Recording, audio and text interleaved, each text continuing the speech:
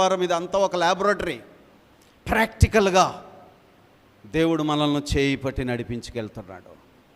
ఏంటి కారణం అని అంటే, దినదినము ఈ దుష్టలోకములో పరిశుద్ధ మార్గములో నీవు జీవించాలి. నీ అనుభవము స్టెప్ బై స్టెప్ మారాలి.